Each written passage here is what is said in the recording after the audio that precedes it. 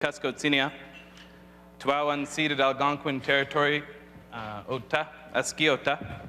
My name's Max Finde. I'm the president of the University of Saskatchewan Students' Union. I come from the Sweetgrass First Nation, and I'd like to welcome... some fans of Sweetgrass in the house. Good to be the king. The displaced Sweetgrassers over here. I don't know. It's great.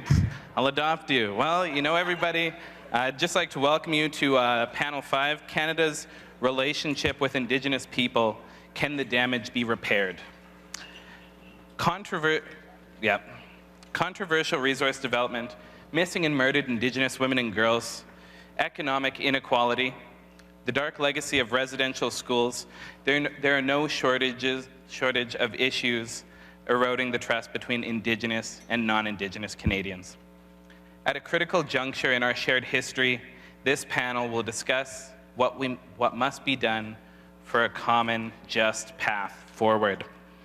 My panelists, I'm sort of intimidated being up here with all these very smart, beautiful, handsome, award-winning panelists. I'm trying to get a job, you guys. You see, there can't be a president forever. I'd like to introduce Marie Wilson, Commissioner of the Truth and Reconciliation Commission. Wab Canoe, who is the Associate Vice President of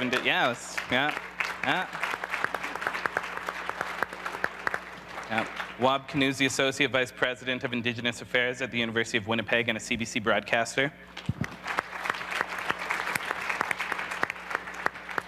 And of course, the National Chief of the Assembly of First Nations, Perry Bellegarde.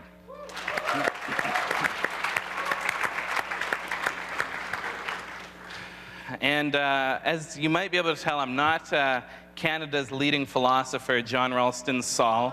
I get mistaken a lot, though, you know? Unfortunately, he couldn't be with us today, but we wish him well, and we continue on. You know, this is one of the most important social justice, environmental, and financial issues facing us as a nation right now. Repairing the relationship between Indigenous and non-Indigenous peoples is Canada's greatest unfinished business. You know, this is, hopefully today we'll be able to build on the work that's already been being done in so many communities, Indigenous and non-Indigenous, and provide a little bit of a perspective, build a little bit on their work to bring this country together. So what we'll do is we'll start with just some brief remarks by our panelists, and we'll start off with Commissioner Wilson. So we go there? Or no, you can just sit there. From here. Oh, good. A cozy chair right after lunch. That's good. Well, good afternoon, everyone, and I want to begin by acknowledging, as so many have, que c'est bien d'être là dans les territoires. That I'm happy to be here on the historic territories of the Algonquin people. I recognize the warmth of the welcome of Chief White Duck. We're going to continue today. It's my great honor to be one of the three commissioners, and I bring also greetings from our Chair, Justice Murray Sinclair, and my co-commissioner, Chief Wilton Littlechild. Oh. And it's been our great honor to walk together for the last almost 6 years now, leading up this commission, this gift to our country, which was given to us by the survivors of the residential schools and who fought hard for its existence. This is a policy conference, so I thought I would begin by reading you a piece of policy backbone. When the school is on the reserve, the child lives with its parents, who are savages. He is surrounded by savages, and though he may learn to read and write, his habits and training and mode of thought are Indian. He is simply a savage who can read and write. Indian children should be withdrawn as much as possible from the parental influence, and the only way to do that would be to put them in central training industrial schools where they will acquire the habits and modes of thought of white men. So when we think of the title, Canada's Relationship with Indigenous People, can the damage be repaired? Do we truly have the deepest sense of how deep the damage has been and how lasting its impacts? Anyone who's been paying attention for the past 6 years of our commission will have heard incredibly devastating stories of either the experience of the schools or the consequences of them, either lived or inherited. And I think as a country, we've been very slowly inheriting the ever-expanding mess of John A. Macdonald's attitudes, those spoken in 1883 in the House of Commons. His words marked the launch of Canada's Indian residential school official policy, which was in place in our country, and schools were in place until the 1990s. Public policy, definitive public policy, that did a great deal of harm to a great many children over a great many years in an otherwise great country. And it was in the 1990s, when the last schools closed, that the heroes of the residential school began emerging. And they were not prime ministers. They were not leaders of the official opposition. They were not members of any parliament. And they were not, in fact, declared members of any political party at all. They were courageous, resilient, and visionary Indigenous people from every region of this country who headed to the courts to challenge what had happened to their childhoods and their families. 80,000 living residential school survivors there were at the time, and I take the time to tell you this background context because despite 6 years of talking about it, crisscrossing the country, we know that many, many, many Canadians still know nothing about this history. We also know that most of us learned not a peep of it in our formal education. So they took the federal government, whose policy it was, and the 4 national churches who ran the schools on contract to the government, and who did so without their consent, and for many of those years without their vote, since they had no right to vote. That 2007 Indian Residential School Settlement Agreement was and still is the largest class action settlement and court case in Canadian history. And one of the hardest fought provisions was for the creation of a Truth and Reconciliation Commission, so that there would be a place for a public record to be created, for a new oral history to be documented, for the holes to be filled in on our national narrative about a country whose history did not begin with the arrival of the Europeans, whose devastation of Indigenous peoples, the original citizens, some for 30,000 years, did. This TRC, we should all be proud to know, is unique in the world. It was not a government-initiated policy, unlike the some 60-odd Truth and Reconciliation or memory projects that exist in other parts of the world. This one was created as a result of a legal obligation and supervised by the courts. It addresses the harms caused by, in fact, government policy and state-sponsored institutions, and those policies and harms that happened over the course of more than a century, unlike most TRCs where we are addressing harms over a relatively short period of time and generally post-military conflict. This was post-policy of government. It was a TRC unique in that it was the victims of harm who took action. That's why I say the heroes of the story who began to emerge. And it was a TRC that was to address harms that were experienced very specifically by children, and children of a particular ethnicity, the Indigenous peoples, the Indigenous children of Canada. I was punished for who I was, not what I did. Please tell me what I did so wrong. I was just a little kid.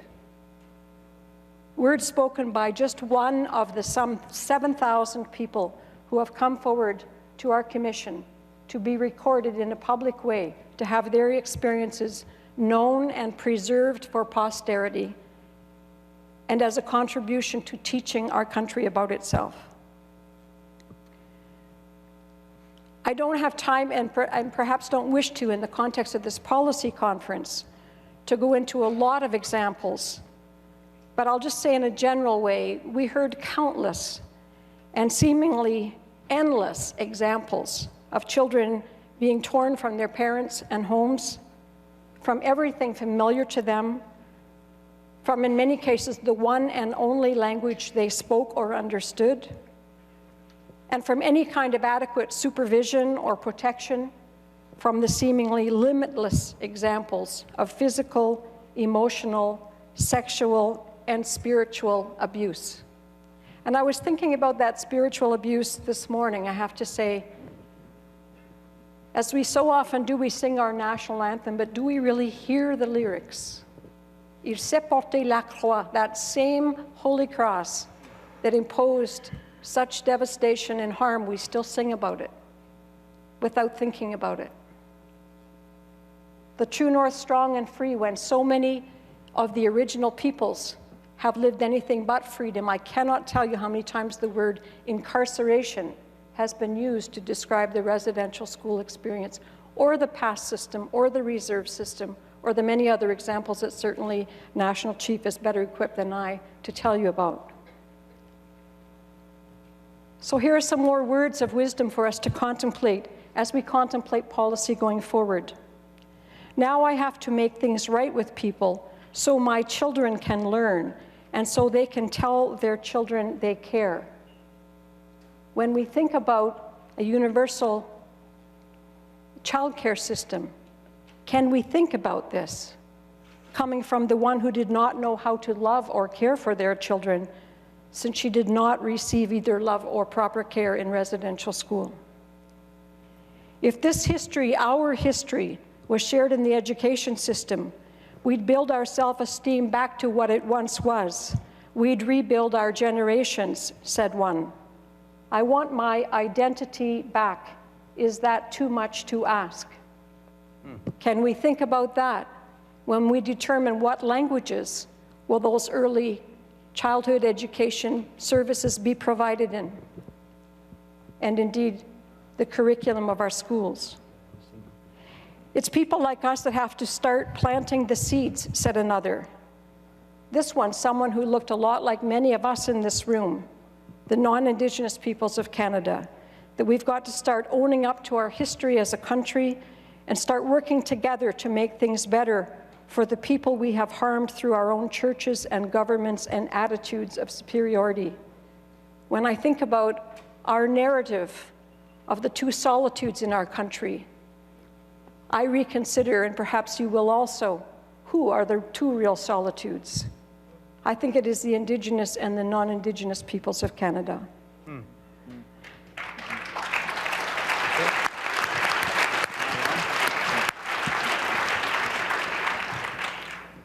So to come to the end of my 5 minutes, all of these compelling, emotional, and often tearful words, and so many more than I have time to share today, but every one of these statements and much of the other work, which I do not have time to detail, that we've done as a commission, it's taught us something as a commission, and I hope as we contemplate on it going forward as a country. We've heard much, so we need to learn from all that we've heard, change the narrative when it comes to residential schools and to the Indigenous peoples of Canada. We are not the heroes of our own story when it comes to that. We need to start telling a more honest story of what really happened, of the more than 4,000 children who died in those schools while on our watch as a society, of the hundreds of thousands of families that were devastated by the removal of their beloved children. Why would those children be any less loved than any of our own? Of the hundreds of thousands of children who are still living with the legacy of the schools because of the inability of their parents one way and another to raise them. So to learn, to remember, to teach and educate our children so that they will not grow up in the ignorance that has defined our generation. Change the narrative. Provide equitable resources so that Indigenous children and their schools are as well equipped as other schools in the country, and so that the curriculum of all children is honest about the history of a country that did not begin with the arrival of Jacques Cabot and the others.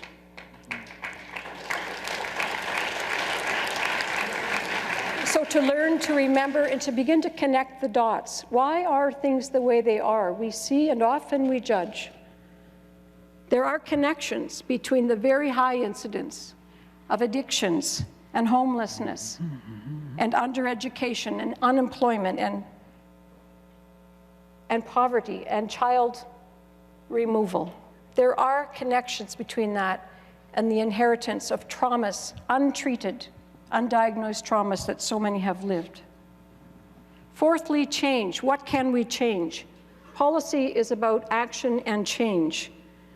Our Truth and Reconciliation Commission, as part of its mandate, will be drawing its conclusions and issuing reports beginning in June. There are many policy implications in what we have to say, and we urge you all to pay attention to that. Not everything is something that can be done immediately or overnight, but they are things that are based on the profound wisdom and the frontline experiences of thousands of people in our midst whom we generally do not notice. And fifthly, on policy. This is a policy conference. And of course, policy is about content. But I'm increasingly convinced that policy is about the process of creating it. If I were to offer one specific suggestion, it would be about changing that. Sir John A. Macdonald created policy, residential school policy. It was about people who had absolutely no say in the creation of it, yet were entirely and exclusively affected by it. Then, despite its well-known, early and well-known harms, it continued for decades. And it was entirely legal because it was developed as policy and protected by the laws of the people who developed it. We urgently need to change the game plan about who is in the room and whose voices are being heard when policy is being developed.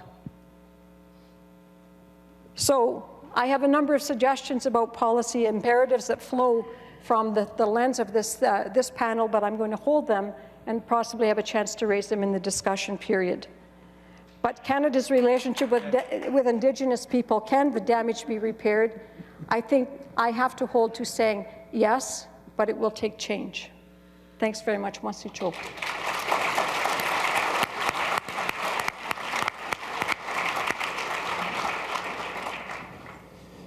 All right. Bonjour, ndinowe maganito kubana kutnigo. Bonjour, gishando tem. Nichiba meteo ngisa gibas. Apache ji kendam pijaya no ma Anishinaabe King Algonquins and Kitigan ZB guys in the Kate oe Ashkoniganing. Nimami Guachuya go Anishinaabe ga Ijitaya ga Ijita Atoma King.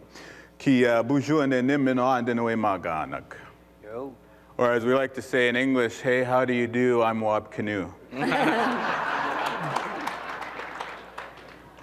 I always like to start in the language to prove that Sir John A. Macdonald and Duncan Campbell Scott and the other architects of the Indian residential school system failed in their mission to destroy my people's language.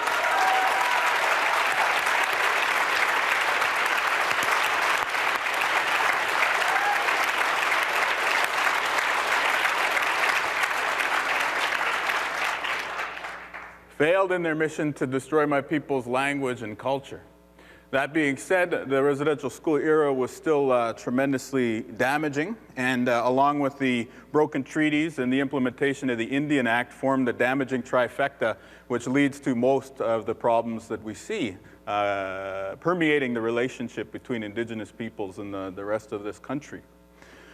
One quick thing I want to say about the residential school survivors before moving on is that think about the journey that they went on, that began when they were little people this big, right? And they were powerless in this state.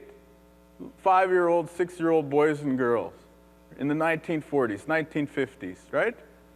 And yet they went on to be the victors in a showdown with the Canadian state and the Roman Catholic Church and the next 4 biggest churches in this country. Not only the victors in a legal sense, but also the moral giants in that relationship. That is an amazing journey of inspiration and overcoming long odds in the face of adversity. right? And so to me, that's the real reason that we ought to be celebrating and teaching about residential school survivors and their journey, is because they are our great heroes, and they are our great stories of triumph that our story has to share. So when all of you are setting policy and deciding on the, the course that this country takes, I'd suggest to you that one of the small ways we could honor their legacy is to have a national, statutory, federal holiday to commemorate the survivors of Indian residential schools.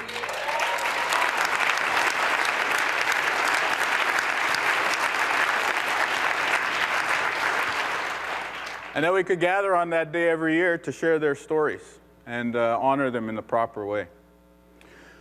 So I'm going to borrow a page out of Marie's colleague, Murray Sinclair's book of analyses. It's quite an impressive book there.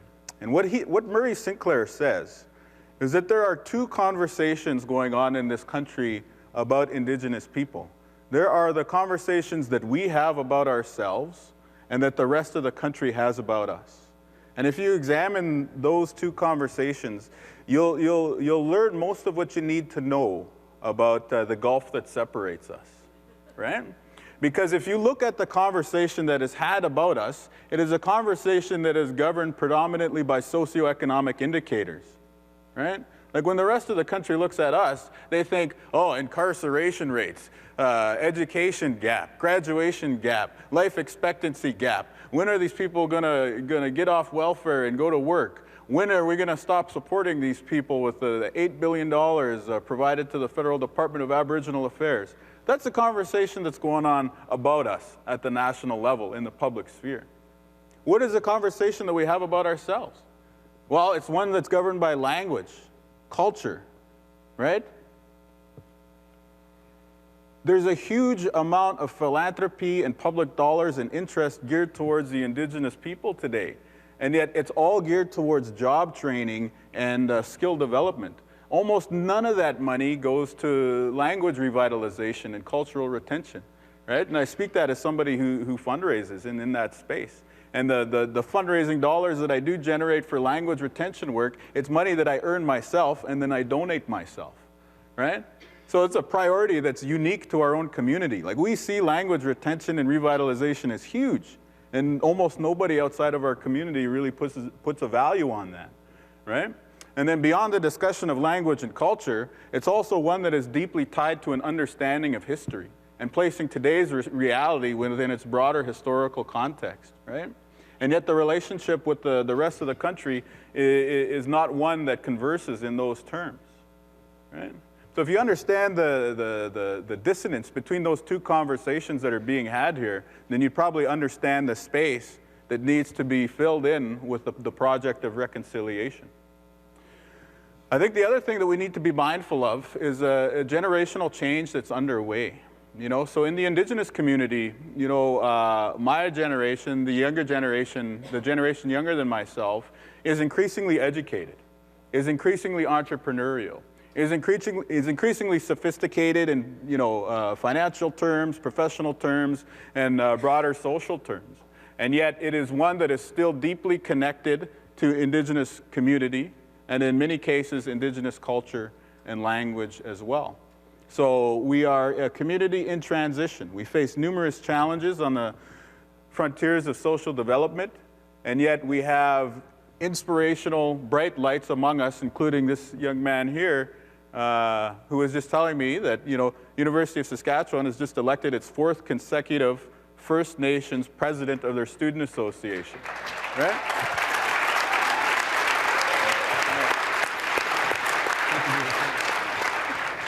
So for Max's generation, the goal is not to be, the leader of the Aboriginal Student Council. The goal is to run the whole show, right?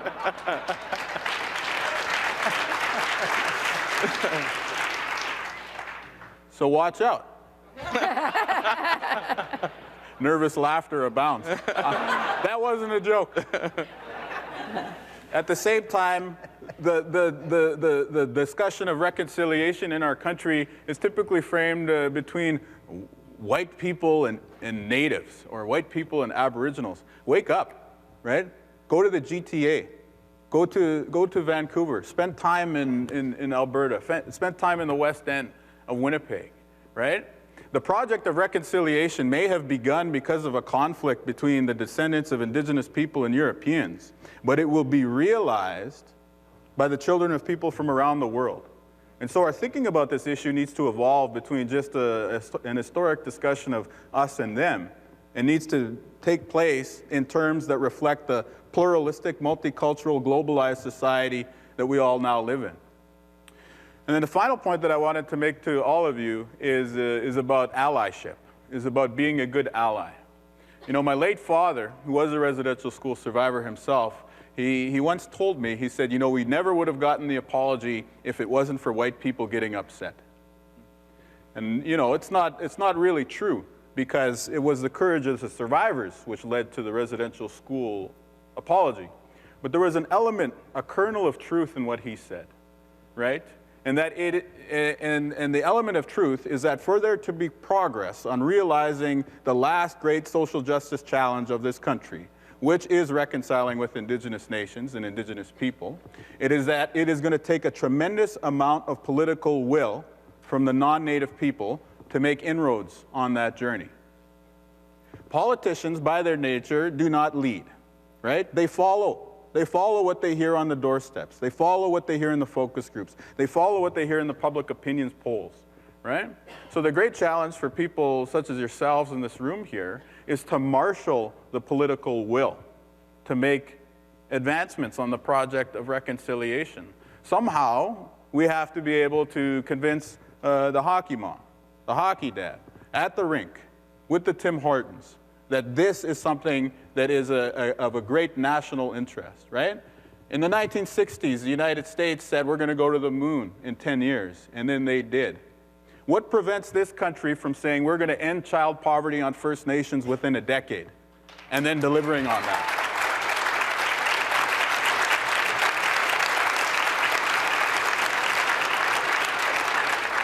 So what prevents that? We're a rich country. Don't let the discussion of income splitting or, you know, sales tax and harmonized sales taxes disillusion you, right? This is one of the 8th richest countries in the world, right? We have the means. Do we have the will?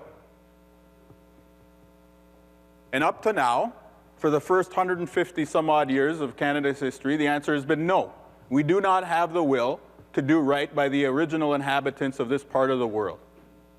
So I know everyone in Canada is a good person and wants to do good. But sometimes, and I would argue that especially at this historic moment, good is not good enough. Sometimes you need to stand up and be great. So with that, I'll say,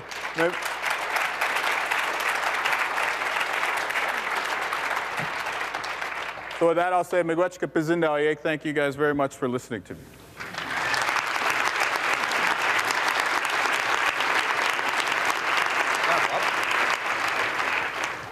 National Chief.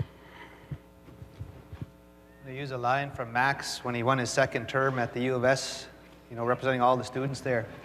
It's good to be the king. It's a true story. He doesn't deny it. Nista, papikske neo anapsisi, ninaskamon. Kinanaskom tino, kakiao no temtek, no akomaginak. Esquerk naperk. Anots no tawin ansamanto, kinanaskom tin. And my friends, relatives, I'm very happy to be here. Acknowledge all the men and the women, my relatives here in the room. And I gave thanks to the Creator for this beautiful day.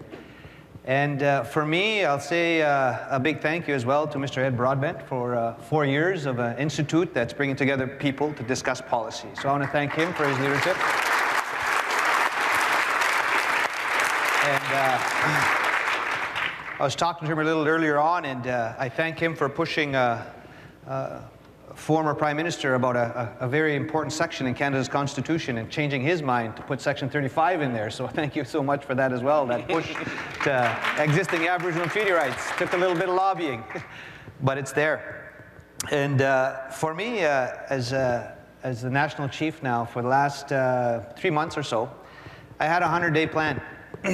And part of that 100-day plan was to meet with all the federal leaders, you know, Mr. Harper, Mr. Mulcair, Mr. Trudeau, the May, all the federal leaders, and all the premiers.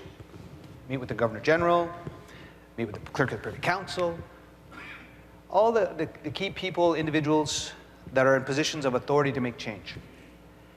And trying to influence them all, and trying to educate them all that when you're dealing with First Nations issues, they're everybody's issues.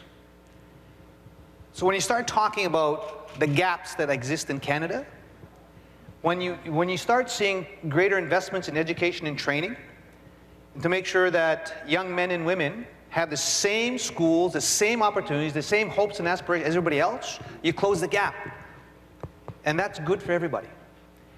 When you start looking at dealing with missing and murdered Indigenous women and girls, it's not just a First Nations issue, it's everybody's issue. When you start dealing with the high incarceration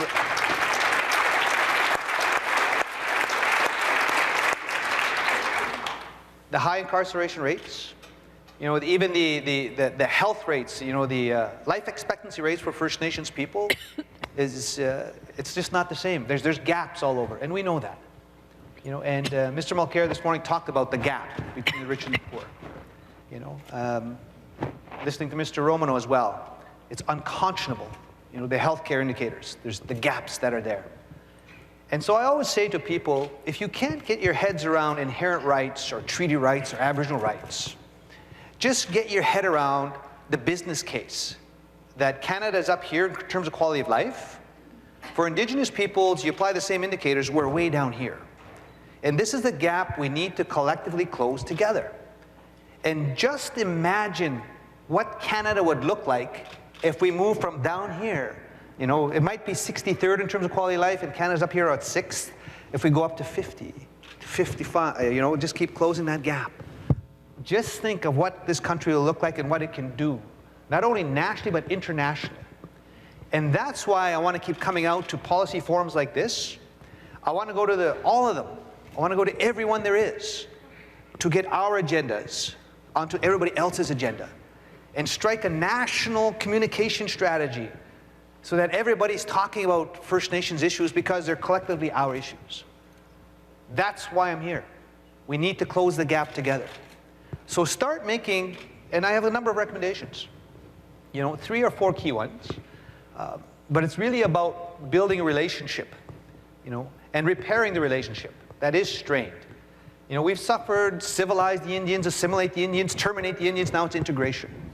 And I always say integration can work both ways, you know. And closing the gap begins with, 1, establishing a new fiscal framework with the Crown. That's number 1. Because we know there's been a 2% cap for 20 years. You know, it was only supposed to be a temporary thing, you know. And so if you start making key strategic investments now, in schools, in education and training, that's how you deal with poverty. But then our old people say there's 2 systems of education now young Indigenous men and women need. There's 2 systems. You need kindergarten to grade 12, and you need technical vocational skills training and university training on one hand.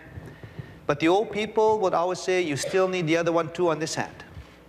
And they're talking about your languages, your ceremonies, your traditions, your identity, about who you are and where you come from.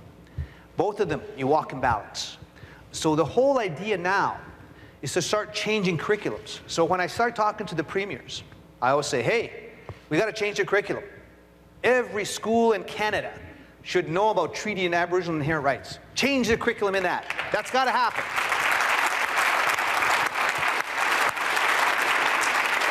You've also got to change your curriculum to teach the legacy and history of the residential schools, the impact that it has. So residential schools got to be in there because it really is cultural genocide. And as Wob said, everybody says, the strongest thing that I saw in my first 100 days was when I went to northern British Columbia, to Alert Bay, and they tore down St. Michael's residential school up there. But when the young men and women, I was in the longhouse, the big house, they came in, they were singing their songs, these young 9, 10, 11-year-olds. They had their blankets on. The young men were at the big log, and they're singing their songs. And the most powerful thing was this young girl. She was 9 years old. She had her, oh, she just looked beautiful, eh? And she just comes up to the mic. They didn't win. And she said it twice. They didn't win. And that was so powerful because they still had their languages. They still had their ceremonies. They still had their dances. So we survived the residential schools. And so that's got to be taught, you know. And so if you teach treaties and Aboriginal inherent rights in the schools, you teach residential schools and the impact. And the third thing is languages. There's over 58 different Indigenous nation languages in Canada. From the East Coast, the Mi'kmaq, Passamaquoddy, Maliseet, to the Mohawk, to the Nehiyawak peoples, the Anishinaabeg peoples, the Blackfoot people, the Coast Salish, the Musqueam, like there's 58 different nations. And so you got to start questioning in a respectful way. 2 founding nations in Canada? No. You got to laugh, come on. It's 58 different nations. And that's such a powerful thing. Because even when we start talking about our relationship, even our treaty relationship with the Crown, that principle of sharing, the principle of mutual respect and peaceful coexistence between our peoples is at the heart of our relationship. That's what it is, to mutually benefit and share the land and resource wealth. Not like this, the gap, you know, to mutually be equal, you know. And so changing the curriculum is very important. Establishing a new fiscal relationship with the Crown has to be in place, you know. That's number one. Start looking at new concepts, you know, because of the Chilcotin case, the Williams case, Supreme Court decision, you know, Aboriginal rights and title. The relationship with this government and this Crown is unnecessarily adversarial. It's totally unnecessarily adversarial. $107 million on lawyers to fight our rights. That's what the department, to fight Indigenous rights and treaty rights in Aboriginal, $106 million. Crazy, you know? So we got to change that around. If you embrace Indigenous rights, treaty rights, Aboriginal rights, that would be so much in terms of a relationship builder in Canada. You know, it can become a model. Yeah, I'm getting a sign from the king here. Couple more. So this is an important dialogue. And I think we all have to work together. And so we have a federal election coming up. So what are the priorities for the NDP and their party platform as it relates to Indigenous peoples? What are the Liberals doing in their party platform for Indigenous peoples? Same thing with the Conservatives. Same thing with the Green. We have to get our message out there so that whatever happens on October 19th, that our issues aren't put to the side, that our issues aren't forgotten in the big federal election coming up. Because again, if we put those there, no matter what they are, education, the economy, the health, the justice, maybe one day we'll have a constitutional process whereby we will be recognized. It's not a third order of government, but a first order of government in Canada. And that our laws will also be inclusive instead of just common law, civil law. That our laws, Creator's Law, will be there. And I guess the last thing I want to close off on, we are all in this together, nobody's going anywhere, you know. And so we have to put our minds and heads and hearts together to build a brighter future for our children and grandchildren. Even teaching, we said curriculums. What about a misconception training for all the members of Parliament? All the new immigrants coming into Canada, misconception training about treaties and inherent rights, so they know as well coming in. So they know that we're all supposed to live and get along together, because our teaching is this. My last point is our worldview. We don't see color. We don't see color as First Nations people. You know, everybody's like, oh, there's a lot of white people out here. But there's also black people and yellow people, and we're supposed to be red people, but we're kind of... And our white brothers and sisters spend millions trying to become brown-skinned like us, eh?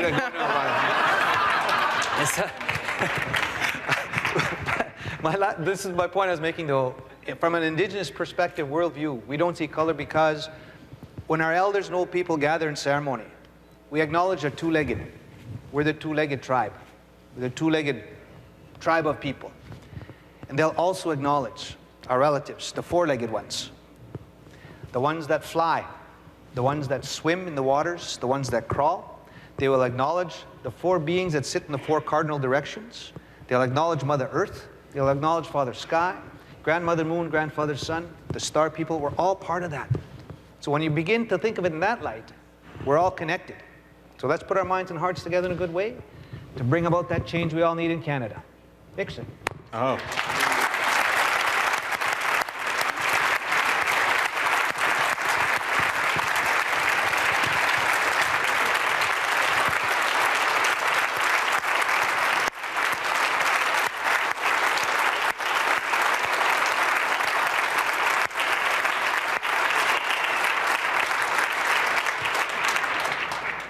That was really great. You know, as Cree people, as Nehewak people, you know, we have a saying when we say, "This is my last point," there's actually 4 last points. It's a really sacred thing. So we have, that's the only time I can tease the National Chief, you guys. Who? All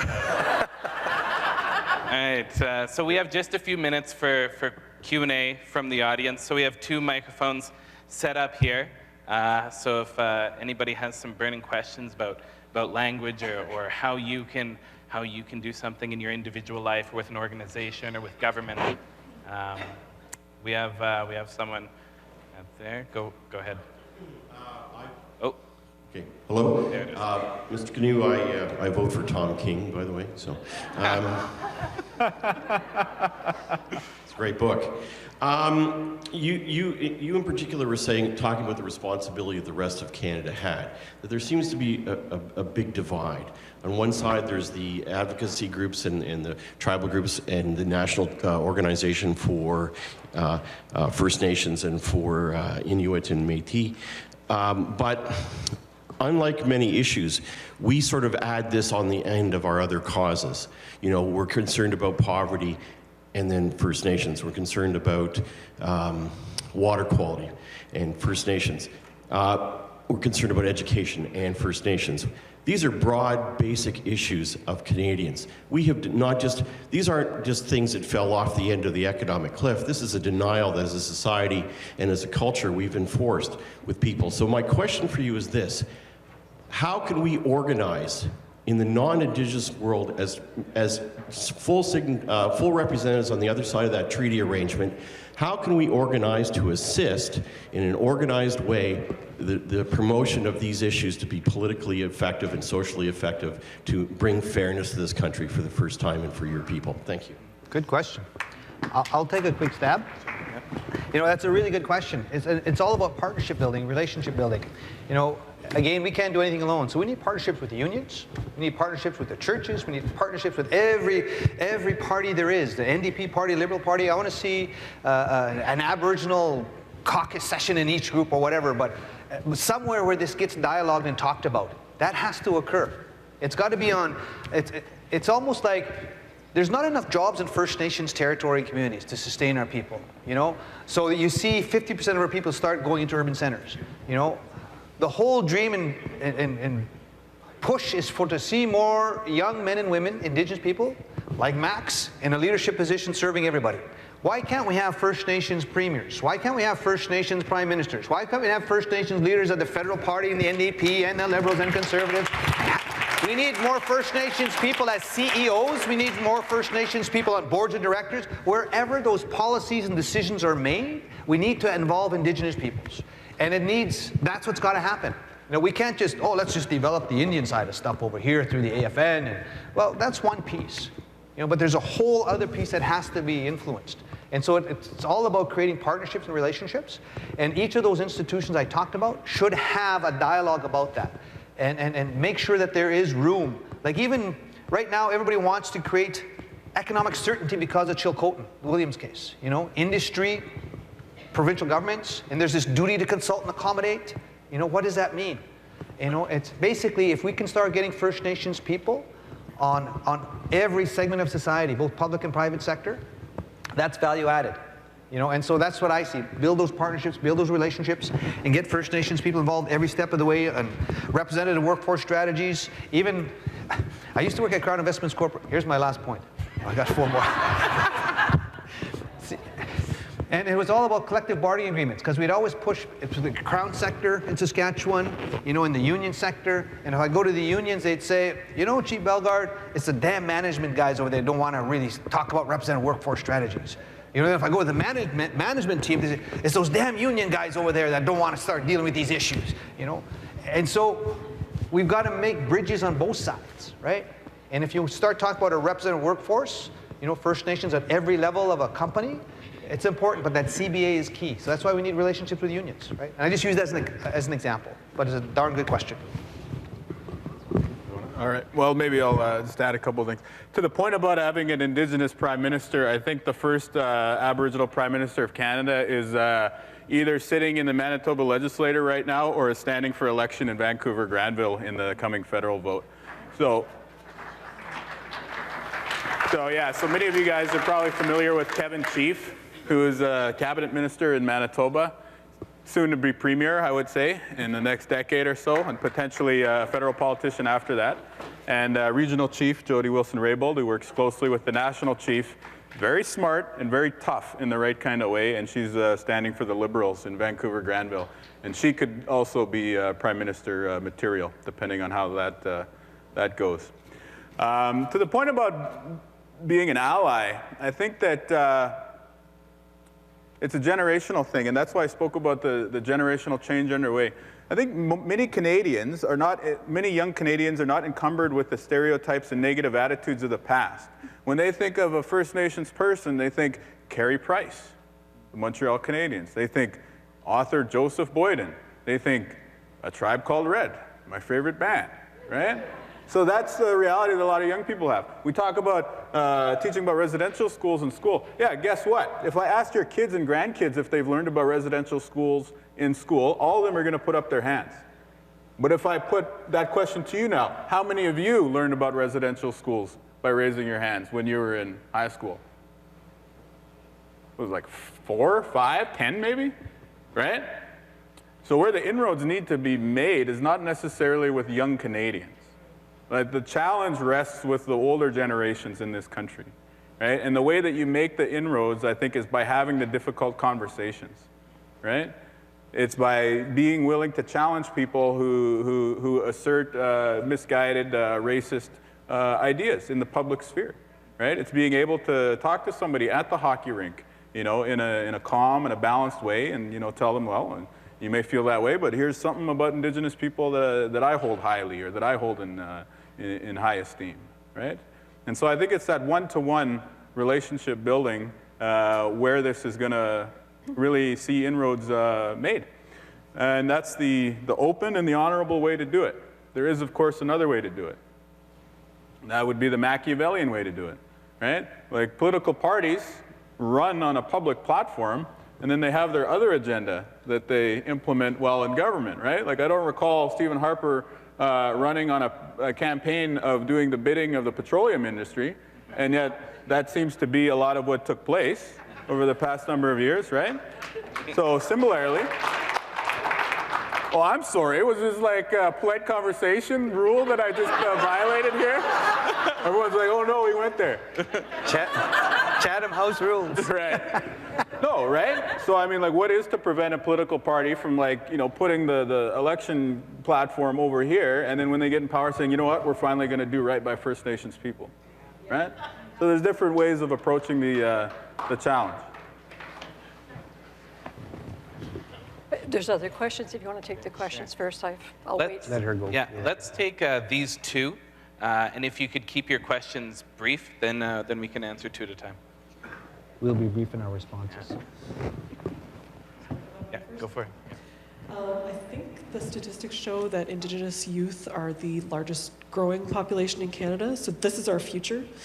And I know that we're losing way too many to suicide, and we're losing a lot who are dropping out of school, and I'm wondering what we can do to give them hope that they are the future. We need them, and we need them in the workforce, and we need them to do what we know they can do. So what can people like me do to encourage the Indigenous youth of the future? Good question. Good question.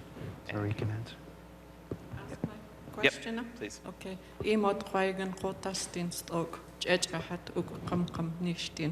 My name is Faye Blaney. I represent the Women's Memorial March Committee in Vancouver, and I work at the Downtown Eastside Women's Center. My question relates to the violence against Indigenous women and our call for the national inquiry. I want to know what you are doing to ensure that Indigenous women's voices are heard, whether you have an Aboriginal Women's Studies program in your institutions, what it is that the AFN is doing for Indigenous women, if you have an Indigenous Women's Caucus. And I'm also wondering what you intend to do to ensure that the leadership comes from Indigenous women if indeed a national inquiry is called. I had my concerns about the National Roundtable and the absence of our voice in that dialogue and discussion, and namely I'm speaking of the voices of women's groups that represent Indigenous women. I would venture to say that it's wonderful that some of them do have families that are standing up for them and representing them. But I would also say that there are Indigenous women like Serena Abbotsway, one of the 6 that was charged in the Picton case, who had no family. She was one of my students, and she said that, I know I'm Cree, I don't know which province I'm from, I don't know which band I'm from.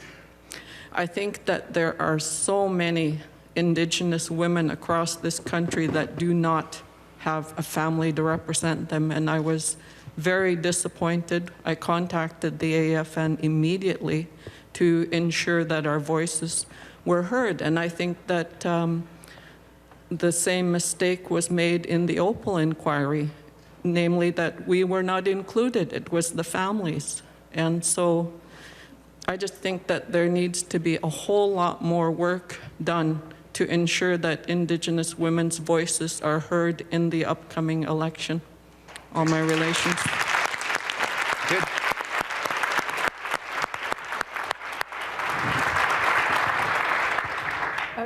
I'll say a quick word in response to that point, but I think it was more directed to National Chief. But I do want to say something to the first questioner as well.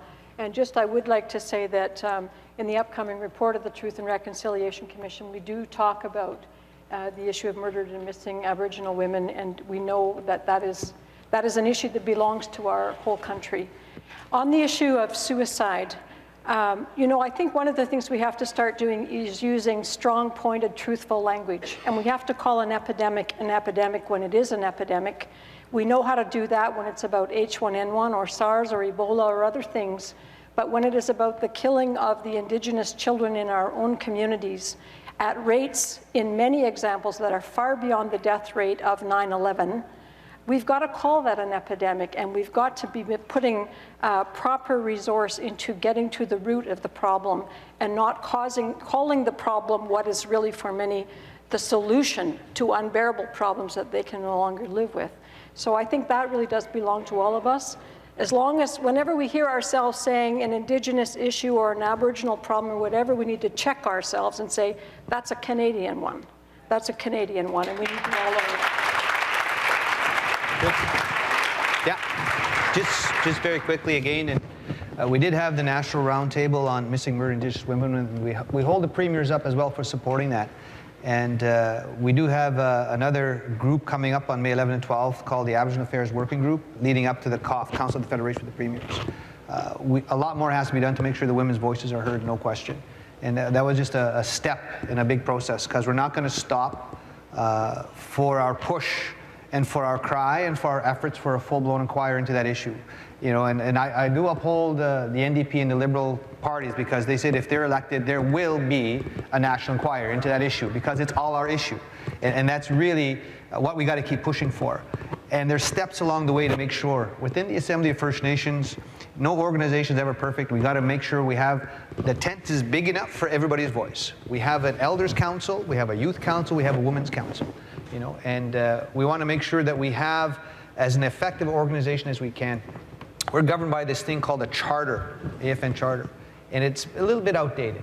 So we got to make sure that our AFN is relevant, it's responsive, and respectful of the diversity across our country. We want a strong national collective voice through the Assembly of First Nations.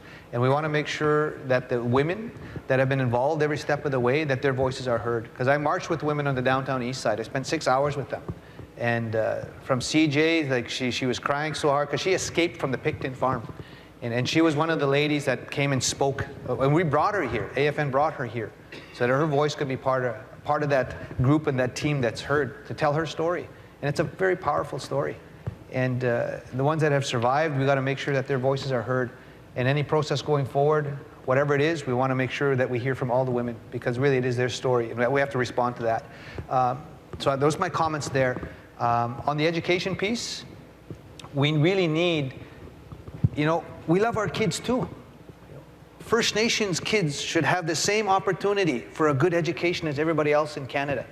They should have the same good quality schools, the same math and science, the same computer labs, the same resources in the libraries, the same good quality teachers, because there's a huge gap.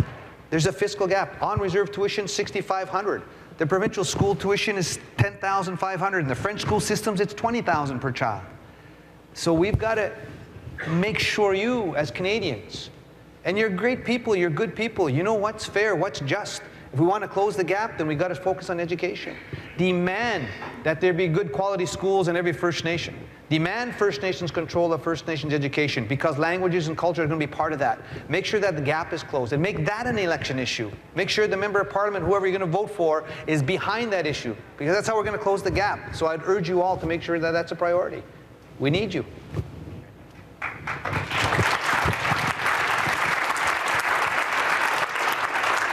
Unfortunately, we're out of time. We could spend all day talking about these issues, but I really want to thank our panelists here for giving us a lot to think about. And I encourage you all now to act on what's been said here and help us build a more just, fair, and equal Canada for First Nations. Kinaskomtin, thank you so much.